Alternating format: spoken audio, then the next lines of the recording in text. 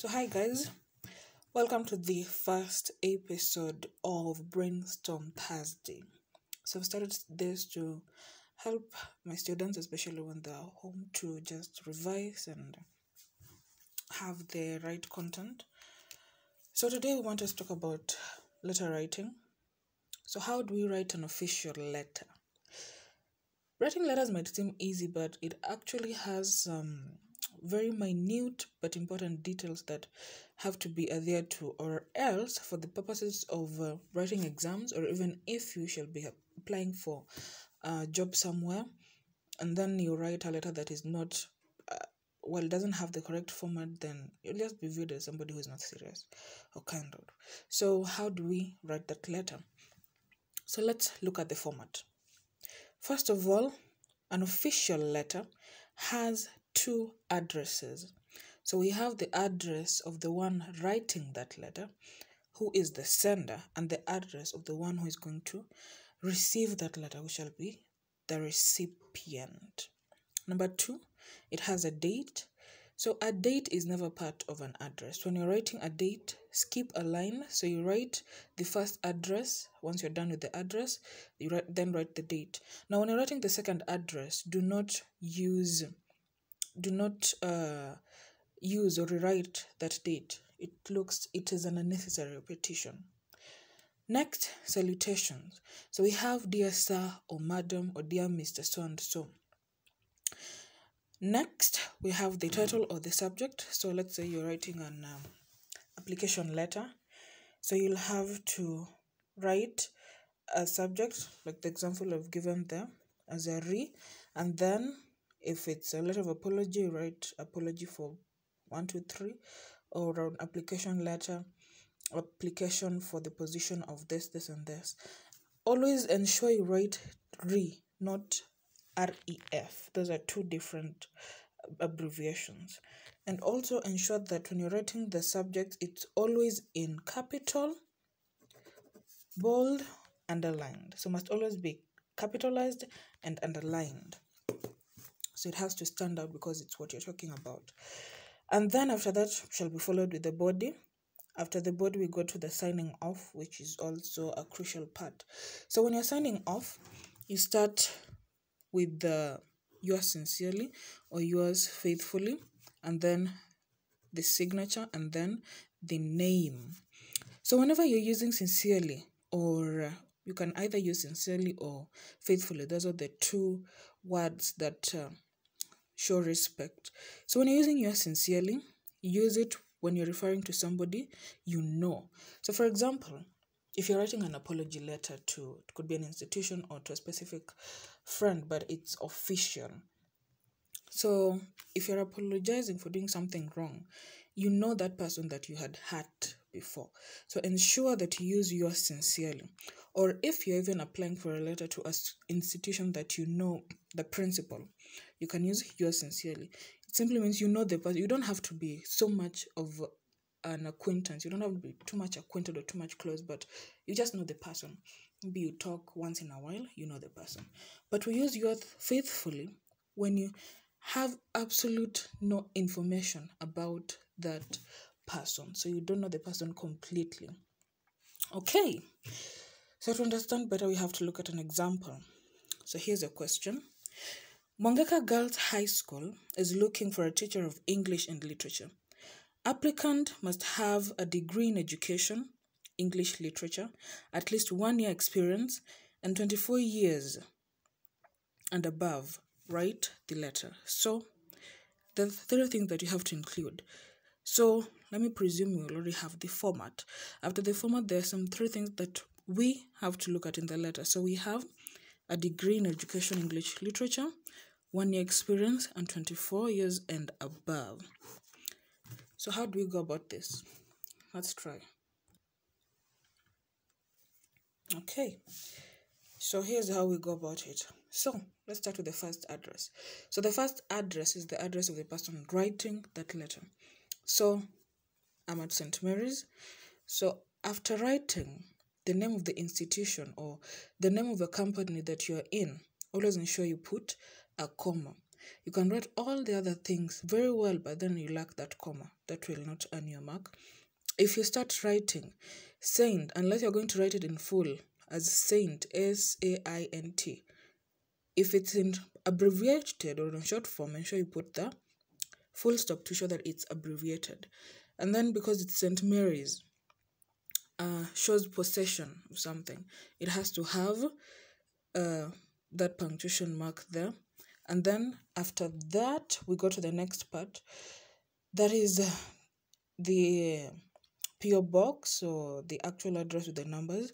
After writing PO box, now the other things that you have to look at. So when you're writing P and O, these are words that are abbreviated. So we have P, full stop, O, full stop, capital B. So I've used small letters, that's why.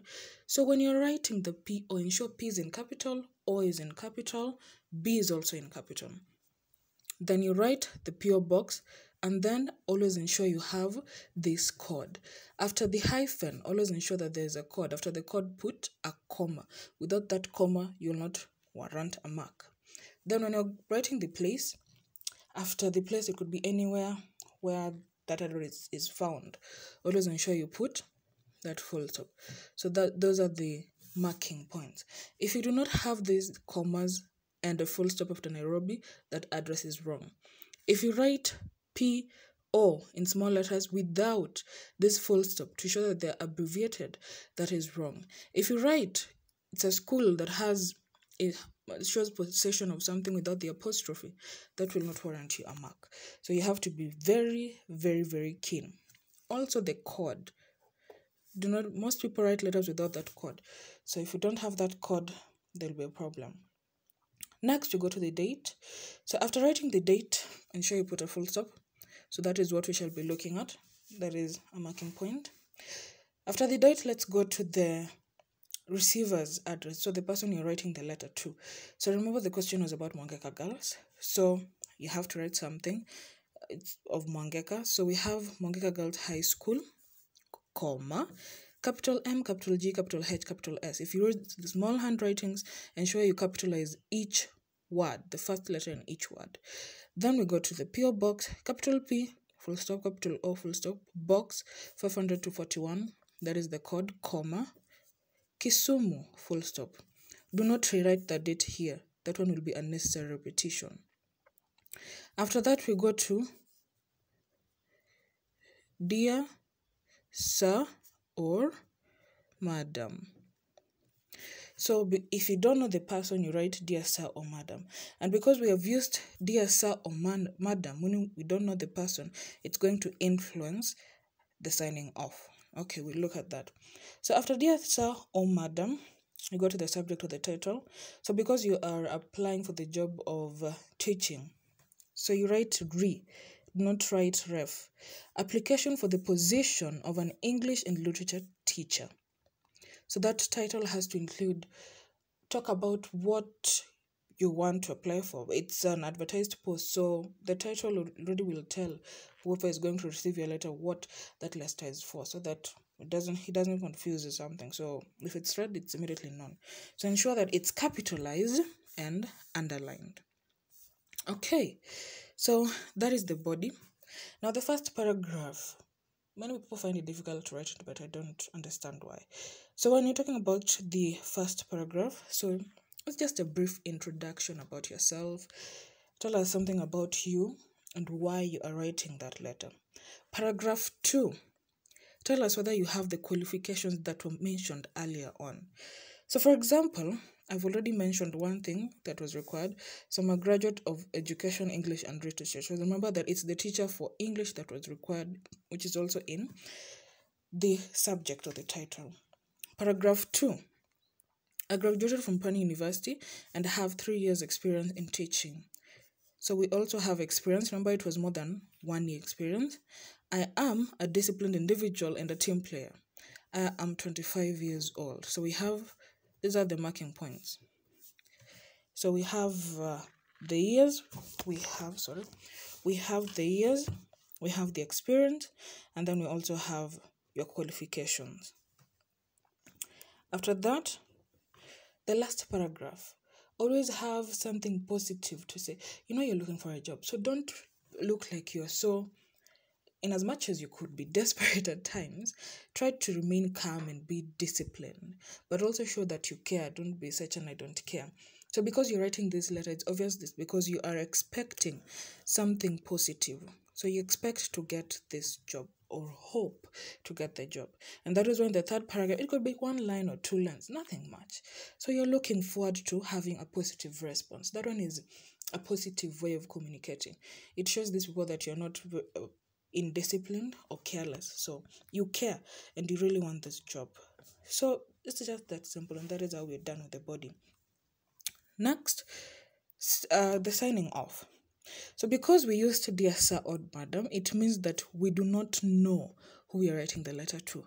And because we don't know, we use yours faithfully. So when you're signing off after writing those words that show respect when signing off, so yours faithfully, comma. If this comma is not there, it won't warrant your mark. After yours faithfully, go to signature. After signing off, you write your name. It's that simple. Have a lovely day.